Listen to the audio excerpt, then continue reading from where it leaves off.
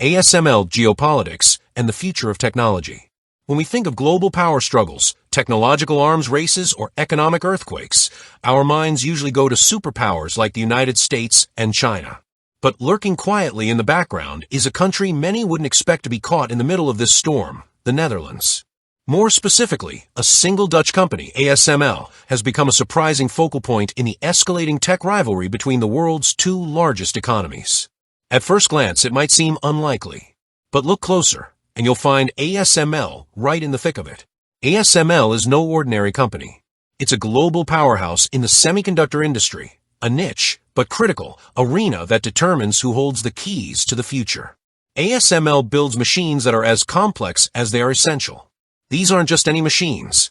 They're called extreme ultraviolet lithography systems, or EUV for short, and they're vital to producing the most advanced microchips in the world.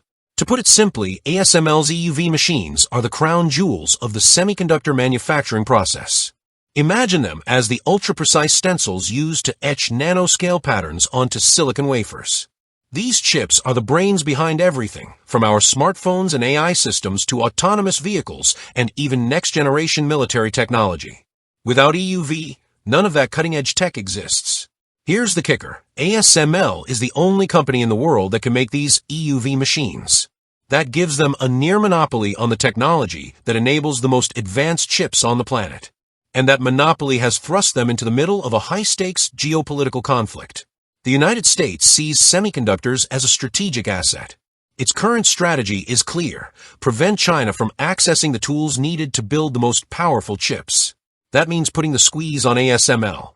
Washington has been pressuring the Dutch government to stop exporting these EUV systems to China. Their logic is straightforward. If China can't make the most advanced chips, it slows their progress in AI, defense, and other strategic technologies. It's about preserving a technological edge. And for the most part, the US has succeeded. China has been blocked from getting ASML's EUV machines. But here's where things get complicated. Even though the Netherlands has restricted the sale of EUV systems to China, they've continued shipping DUV machines, deep ultraviolet lithography systems. These are older, less advanced than EUV, but still highly capable. In fact, many of the chips powering today's devices are still made using DUV technology. And ASML continues to sell those to China. A lot of them. That's raised eyebrows. Why is the Netherlands willing to go along with US demands on EUV, but not on DUV? Is this a quiet rebellion against American influence? Or is there more at play beneath the surface? To understand that, we need to take a closer look at ASML's role in the Dutch economy. This isn't just a successful tech company, it's the crown jewel of the Netherlands. ASML employs thousands, drives innovation, and contributes heavily to the national GDP. In 2023 alone, China accounted for a staggering 46% of ASML's total sales. That's over $7 billion, nearly half of its revenue. For the Dutch government, cutting off that kind of income isn't a political decision, it's an economic gamble. Experts suggest that if ASML were to stop DUV shipments to China as well, the company's revenue could drop by 20% or more. That's a hit that could ripple across the Dutch economy. Job losses, reduced investment, weakened industrial influence. It's not hard to see why the Netherlands is reluctant to go further. In that context, the Dutch decision looks less like defiance and more like economic self-preservation. They're playing a high-stakes game of strategic poker, trying to balance alliance politics with national interest. But the consequences of this move could be far-reaching. While EUV is off the table, access to DUV machines still gives China a powerful manufacturing edge.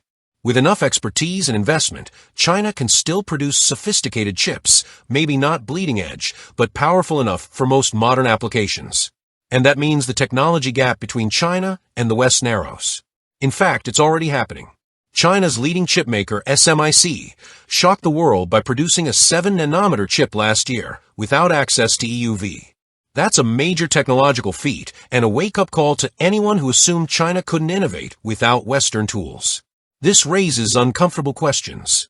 By continuing to supply DUV equipment, is ASML helping to accelerate China's rise in the global tech hierarchy? Are they, perhaps inadvertently, undermining their own long-term position by enabling a competitor to catch up? There's also the strategic angle. The US sees semiconductors not just as a commercial product, but as a cornerstone of national security. So while the Netherlands sees revenue and jobs, Washington sees potential threats to military and technological superiority.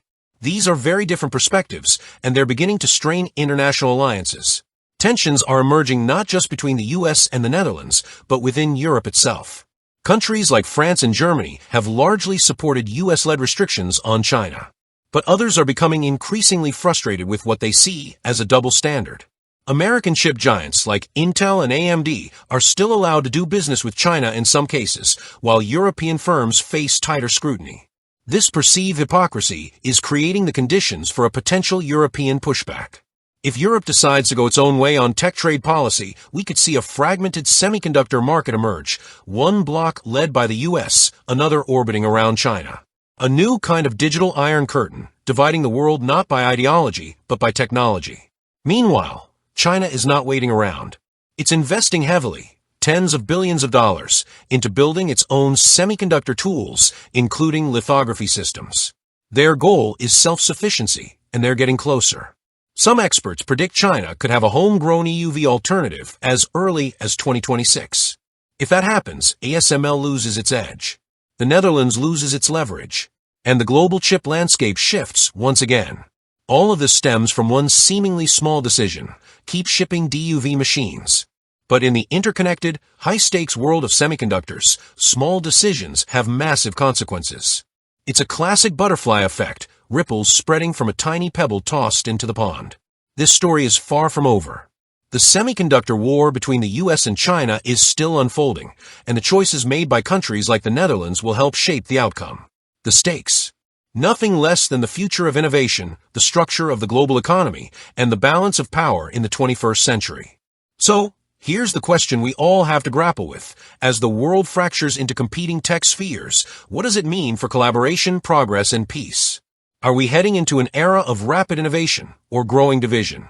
The answers aren't clear yet, but one thing is, the future is being written in silicon, and everyone wants to hold the pen. If you enjoyed the video, don't forget to like, subscribe, and share. Thank you for watching.